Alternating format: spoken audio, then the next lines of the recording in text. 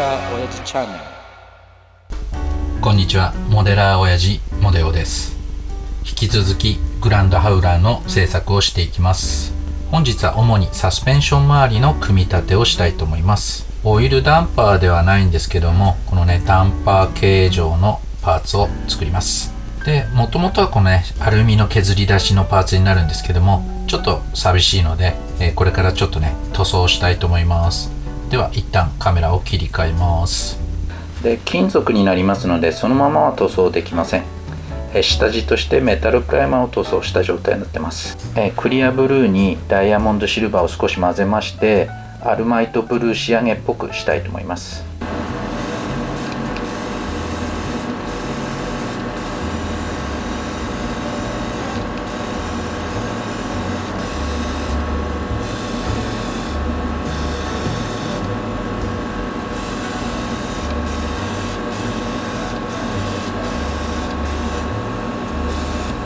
塗装しただけでこんな感じのまるでオプションを入れたようなね綺麗なブルーになります。お試しください。このねパーツトレイは本物のアルマイト塗装なんですけどね、結構雰囲気が近いかなと思います。ではまずこのキャップの部分を緩めます。このね中に入れるロッド、ここにグリスを塗ります。そしてこれオーリングを通しておきます。グリスはねこのオーリングを通した後にもここに塗っておく方がいいかなと思います。そしてこのダンパーの筒に入れてあげます。そしてこれねちょっと細くて長めのドライバーで押し込む。そしてこれね樹脂製のパーツをドライバーを使いながらねじ込んでいきます。一旦こういうものに通しておいてねじ込むとしっかりねねじ込めると思います。一応こうスムースに動くかを確認して、問題なければ上のキャップをもう一度閉めます。これをね全部で6個作ります。この車体のフレームなんですけども、セミグロスのブラックでね塗った状態になってます。こうなるといろいろパーツの色がバラバラだったのが統一されて綺麗になってねいいかなと思ってます。フロントのダンパーをね取り付けていきます。上の部分スペーサーを入れて、でネジ止め剤もつけて通してみると。で裏はフランジナットですね。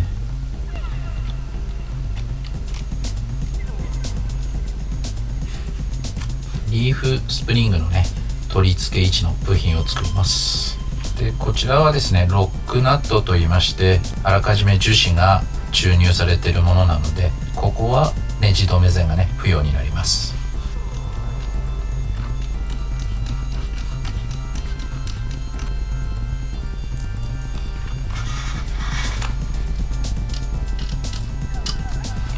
反対側も同様に組んでいきます。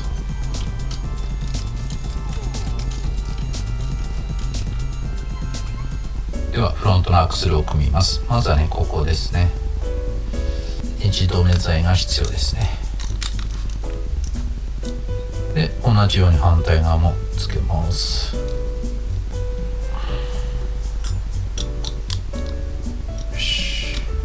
そして今回はねリーフスプリングになりますね。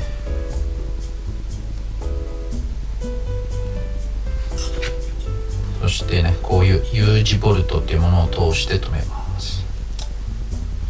でここはね、3ミリのロックナットですね。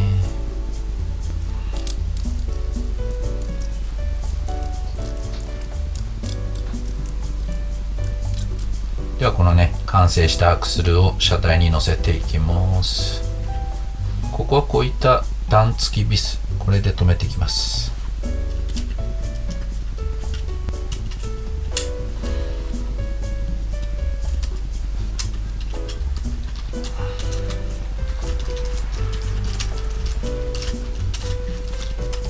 ダンパーもここにね通してきます。価格の都合とそこまで性能がいらないっていうのもあるんでしょうけど、標準でオイルダンパーじゃないのはちょっと残念ですね。オプションでもオイルダンパーはね売ってますけど。フロントのサスペンションこんな感じになりました。このダンパーの色をクリアブルーで塗ったの良かったですね。ではね、アップライトを作っていきます。樹脂製のアップライトにピロボールをねつけます。いろんな RC カーを見てきましたけど、このトレーラーはねかなり小さいアップライトになりますね。激しく走るバギーとかオンロードカーとは違って、そんなにね負担はかからないんで、こんな小さい感じのアップライトなんでしょうね。でこのね金属のパーツを入れつつ、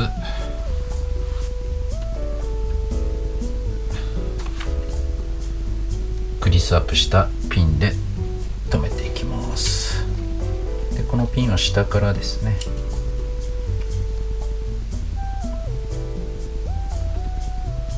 でここは E リングで留めます。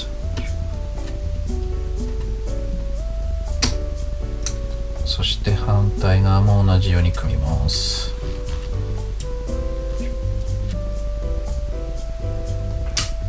そしてこれタイロッドで左右つなぎます。こんな感じになりました。ここにねサーボもつけますけど、ちょっと後でやりたいと思います。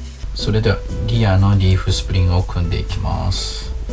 ハイラックスの時もリーフスプリングだったんですけどね、パーツの構成は似てるんですけども、こういうところにねちゃんと U 字ボルトがはまりやすいような溝がね掘ってあるパーツになっていたりと、昔よりも設計がね進化してるなって感じしますね。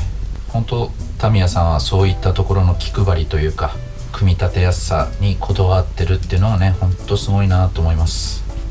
で同様のものを2つ作ります。でこういったスペーサーを入れつつ、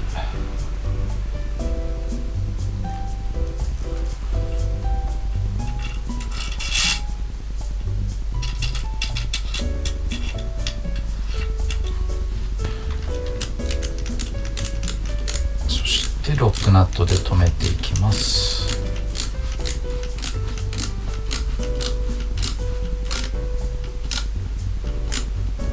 では一旦これねフレームはお休みしてデフギアを作っていきたいと思います。オーソドックスなベベルギアを使ったデフギアになります。欠点としてはやっぱり片側がトラクションがかからなくなった途端結構ね空転しやすいんですよね。なのでこのね結構粘り気のあるシリコンデフオイル、これをね使っていきたいと思います。こんな感じでね結構ベタベタ糸を引く感じのオイルになってます。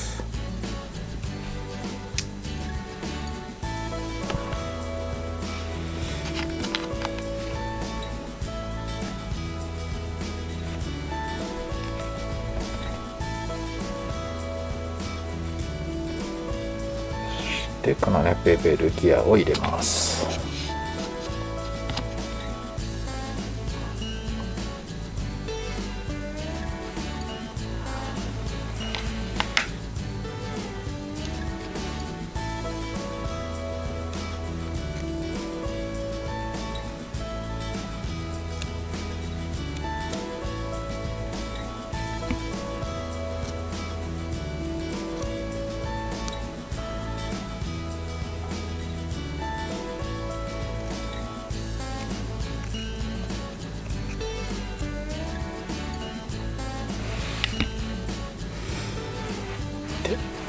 こちら側に入れますと、これで閉じていきます。で余分なシリコンデフオイルは拭き取っておいた方がいいと思いますね。そしてネジ止め剤をつけたスクリューピンで固定します。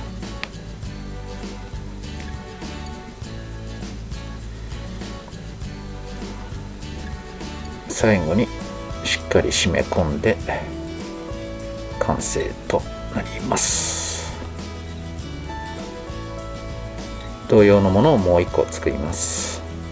ではこの組み上がったデフギアをアクスルに入れていきます。まずはこういったところにメタルのベアリングを入れます。内側も外側も入れます。同様にもう一つのねケースも内内側と外側に入れます。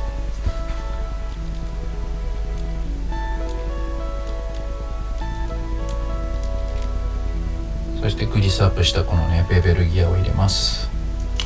そしてこれがね抜け落ちないようにヒーリングでね留めておきます。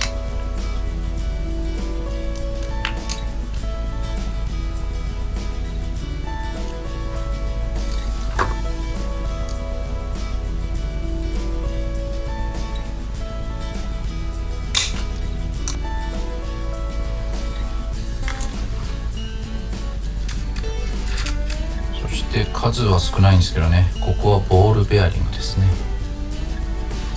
外側はメタルのねベアリングになります。なのでグリスアップもしますね。そしてこれをねデフギアに差し込んでおきます。で反対側も内側はボールベアリング、外側はグリスアップをしてメタルのベアリング、ベベルギアに差し込みます。ベアリングがね抜けないようにイーリングを外側につけます。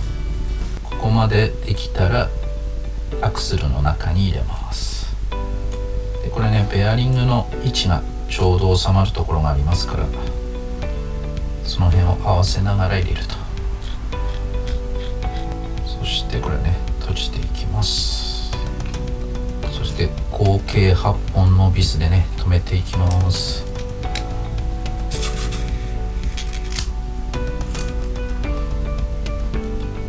こんな時は対角線でこうね軽く締めて次のビス、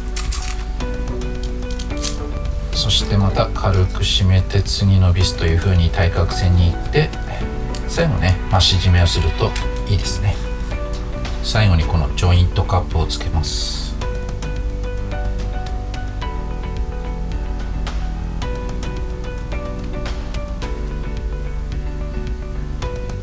これでねアクスルが完成しました。そしてほぼね同様の形のものなんですけどもね、もう1個アクスルを作ってあります。このジョイントカップが2個ついたアクスルと、1個だけのアクスルっていうのがねもう1個作りました。今回はまあ2軸のトレーラーになるのでこういったように2つ作ります。それでは本日は動画の方が長くなってきましたのでここまでとしたいと思います。引き続きグランドハウラーの製作を続けていって、これをねトランスフォーマーのオプティマスプライム風に仕上げていきますので、よろしければチャンネル登録よろしくお願いいたします。